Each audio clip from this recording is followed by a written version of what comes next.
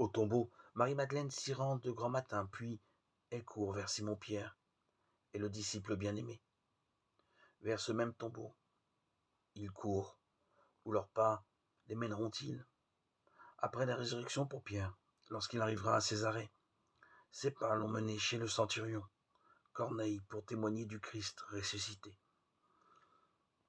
Jamais il n'avait pensé qu'aller jusqu'au lieu de la résurrection le mènerait au lieu imprévu, celui de l'étranger, qui a reçu l'Esprit Saint tout comme lui. Pour Jean, il vit et il crut. Ses pas le conduisent sur le chemin intérieur de la foi.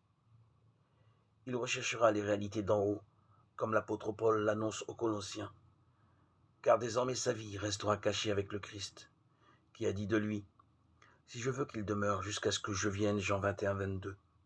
Tous ces hommes et femmes de la résurrection, chacun, à leur manière, font l'expérience de la foi. Un retournement s'opère. De nouveaux chemins s'ouvrent dans leur existence. Dans les trois cas, c'est un chemin qui passe par une profondeur encore plus profonde de leur amour pour Jésus, une manière plus ample de l'aimer, qui dépasse leur attachement, leur reniement, leurs émotions.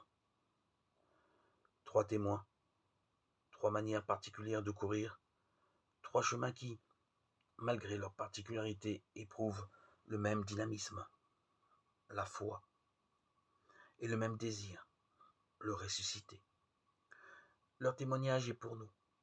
Nous sommes tous invités à ce chemin de la foi et de l'amour, de l'espérance qui fait avancer.